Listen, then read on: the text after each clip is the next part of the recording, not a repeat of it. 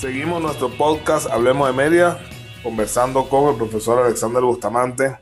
Profe, la economía naranja en Mérida, ¿qué oportunidades tiene? ¿Cuáles son los desafíos? ¿Cuáles son las amenazas? O sea, háblenos un poco de cómo puede Mérida apalancarse en la economía naranja para lograr un desarrollo económico sustentable. Fíjate, una de las amenazas que tenemos es la continua, no, una de las amenazas que tenemos es las dificultades para retener el talento.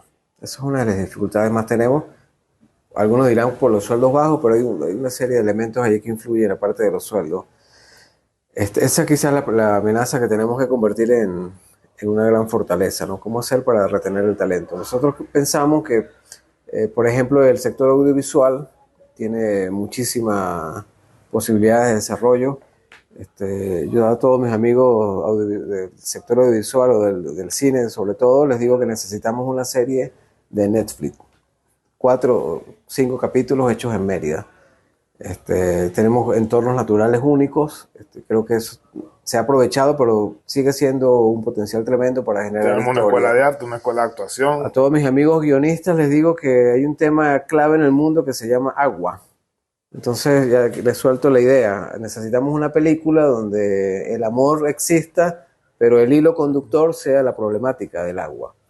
Arrancar desde el sur del lago y terminar en el Águila, le dijo, donde el agua se convierta como en el foco de la trama. Un documental ambientalista. Una película. Película. Tendría que ser película. O una serie. O una serie. Mira, hay una serie que vi hace poco chilena que se llama 48 horas en la oscuridad, que fue un hecho familiar que sucedió en Chile, pero la grabaron toda donde sucedió en la zona de Osorno. Osorno, un poco más abajo, no recuerdo ahora, donde hay un volcán. Puerto Montt se llama la zona. Y la serie fue como de 8 capítulos, todo en Puerto Montt, pero el que vio esa serie quiere ir a ese sitio, porque vendieron también la geografía. Los españoles han hecho, fíjate, si vemos las últimas películas españolas o series, son todas fuera de Barcelona y de Madrid, porque están mostrando pueblos, regiones, y eso termina siendo un efecto turístico. He visto fotos, por ejemplo, de cuántas personas han ido a tomarse fotos donde vivía Betty la Fea en Bogotá. Porque aquí finalmente conseguí la casa. Eso influye muchísimo en él. Entonces el audiovisual, los festivales de música, por ejemplo, son muy atractivos también. El festival de cine, yo creo que la estrategia regional tendría que ser por nuevos festivales y congresos que aglomeren y nos traigan turistas, viéndolo de allá hacia adentro.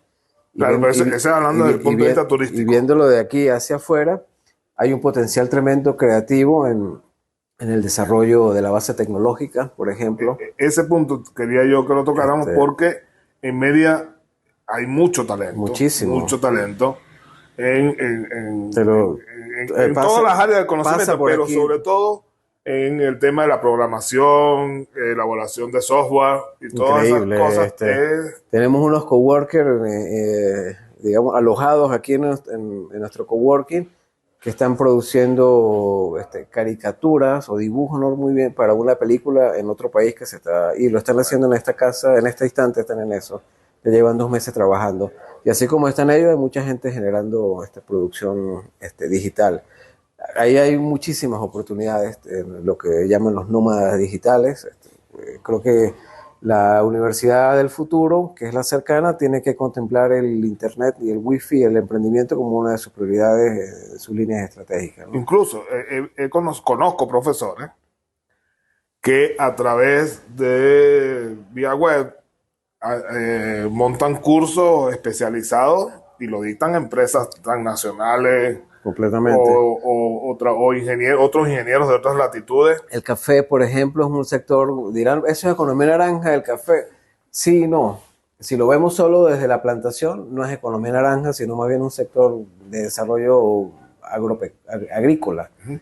Pero cuando le ponemos tostiones, le ponemos barismo, le ponemos empaques, entonces ahí sí ya es será valor agregado. Claro, el valor agregado de los empaques, ahí entonces entran diseños, otros modos de de marketing. Entra el barista. Entra el barista como que es un generador oficio que está teniendo mucho auge aquí en la ciudad. Entonces, fíjate, nosotros somos socios de la empresa, es socio del clúster del café de Mérida. Se habla de manera espontánea, en los últimos 3 años se han sembrado más de 5 millones de plantas. Eso trae cosas muy importantes, va a bajar el precio, pero eso no es malo tampoco, porque entonces va a hacer que la venta suba en general para todos.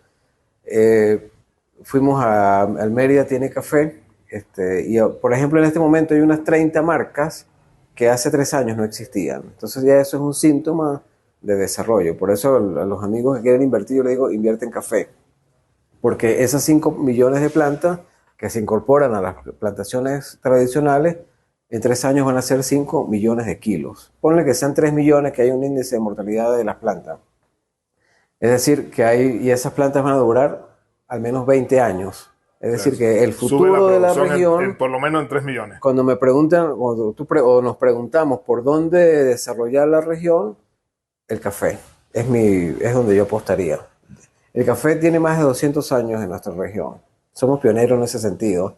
Y ha pasado por todas las crisis y por todas las guerras. Y ahí está. Todavía está el café. Y ahora hay una nueva generación de productores, de hijos o vinculados al café. Y más bien conozco amigos que se han formado aquí en Mérida y ahora están entre Santa Cruz, Tovar y Mérida, y han desarrollado con una visión distinta a las marcas, lo que te decía, el empaquetado. Por ejemplo, hay una capacidad ociosa también muy grande en el área de la confección. Entonces, ahí tendríamos que tener grandes alianzas con empresas de Norte de Santander o de Medellín, por ejemplo, para las telas, para convertirnos en productores de textil, ¿no?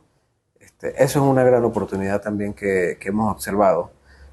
¿Dónde hay qué otras grandes oportunidades hemos visto? Bueno, lo decíamos, el turismo, en el transporte, también en el transporte eléctrico, bicicleta, todo lo que una empresa que promueva la bicicleta urbana, también lo estamos allí promoviendo. No ha aparecido el primer valiente. Inversionista. Sí, porque tú podrías subir en un transporte adecuado, montas tu bicicleta en Alto Chamo o en Ejido, por poner un ejemplo muy local, y luego subes hasta la Hechicera. Entonces luego te bajas en tu bicicleta, no transpiras, no. Por ejemplo, habría que pensar en un carril de bicicleta entre Alto Prado y Las Heroínas. Creo que sería el primer carril de bicicleta, y eso va a cambiar la ciudad. Creo que la ciudad necesita 2 o 3 proyectos emblemáticos de transformación. Sí, yo veo la ciudad como paralizada. Muy paralizada. Por ejemplo, no hay una visión de desarrollo moderna, no existe. Bueno, tampoco le pedimos una visión de desarrollo económico, porque a lo mejor ni siquiera saben qué es eso. Claro. No, en serio, porque es que cuando tú ves que se construyen desde la alcaldía supuestos locales comerciales que no cumplen con ninguna de las normas, para, yo creo que son, satisfacer... Para no poner el dedo acusador, yo creo que son iniciativas de más de lo mismo. No hay innovación. Exactamente. Porque yo entiendo que hay que promover el desarrollo, promover trabajo, autonomía, emprendimiento, pero no puede ser más de lo mismo, ¿no? Por ejemplo, aquí hay un hecho facilito que podría resolver muchas cosas, que es ampliar las aceras del centro. Eso cambiaría el rostro del centro. Por ejemplo, deben haber unas 1000 nacientes de agua y no tenemos agua. Por ejemplo, a nivel de ingeniería, entonces aquí viene la relación de la universidad para soluciones reales con la propia ciudad o con la región. Por ejemplo, la cantidad de agua que baja por las calles cuando llueve. Yo siempre digo que cuando llueve los alcaldes se contentan porque les limpia la calle. Entonces, esa gran cantidad de agua... Pero también queda en evidencia por no limpiar los drenajes. Bueno, entonces, ¿qué hacer con tanta agua? No puede ser que se vaya toda por el desagüe de la ciudad. Eso podría tener mecanismos mecánicos muy sencillos. Ya en Corea del Sur lo tiene. que el mismo agua, a través de su fuerza natural, genera electricidad o limpia la calle, porque el agua sola no tiene que dirigir. Hay soluciones que son mucho más sencillas que de lo que nosotros pensamos. Luego viene, bueno, tendríamos que promover las zonas Wi-Fi, así Mérida Wi-Fi para todos, sería un elemento importante. Creo que la universidad también va a tener ahí, va a jugar un rol importante. Luego, bueno, la agricultura, entonces ya no es la agricultura que enviamos, el páramo produce y manda todo a Caracas, sino ya deben haber pequeñas empresas de transformación, ya no es enviar la papa, sino enviar las papas fritas. Darle valor agregado a la producción. Creo que en palabras más, palabras menos, la cosa va por el desarrollo de ventajas competitivas, donde las cadenas de valor podamos identificarlas, entonces ya no es solamente una cadena de producción, produzco zanahoria y envío zanahoria, sino es produzco zanahoria, transformo la zanahoria, hago jugo de zanahoria, embotello jugo de zanahoria y así lo envío a Caracas. El sistema, el problema, otro de los problemas es el nivel de centralización del país. Entonces, eso nos ha llevado a que todo pasa por el centro del país. Y las regiones se convierten como en áreas de segundo grado en la producción que abastecen solamente y no tienen una autonomía lo suficientemente grande. Luego es, por ejemplo, la energía eólica.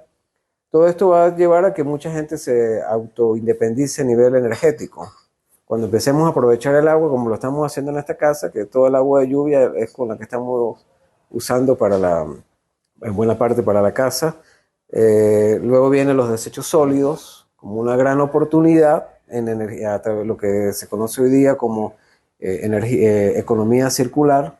Sí. Entonces, el 80% de los desechos sólidos del centro de la ciudad no tendrían que irse al vertedero, sino podrían convertirse en pequeñas unidades de abono, viveros en el propio centro de la ciudad.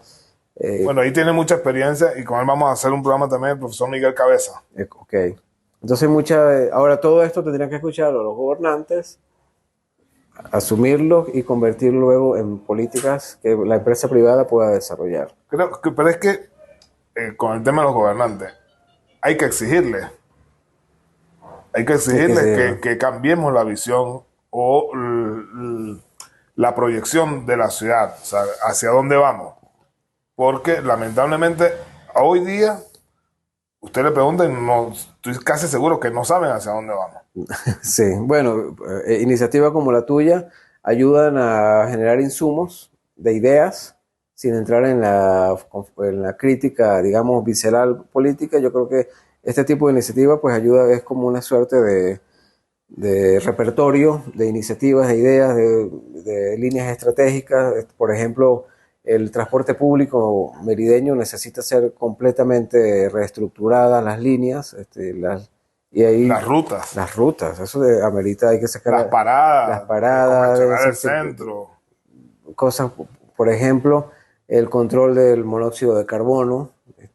Pasan frente a la alcaldía los autobuses con una nube negra echándosela frente a la alcaldía. Sí, y no hay ojo, y eso antes era obligatorio hacer las pruebas de contaminación, claro, y todo entonces, eso, si no puede circular. ¿Por qué los carros venezolanos no pueden ingresar a Colombia? Porque cuando le hacen el test del propio carro, pues no entra en ese. Entonces yo le digo a los amigos que tienen carro, no, el hecho de que lo pongas al día en Colombia te va a garantizar un carro más seguro y de más durabilidad, porque entonces se somete a un test, es un diagnóstico que le hacen y de correcciones que debe tener el propio carro, ¿no? Y bueno, lamentablemente eso no sucede aquí. Bueno, vamos a despedir este segmento, volvemos con las conclusiones finales de nuestro podcast Hablemos de Mérida, hoy con el profesor Alexander Bustamante.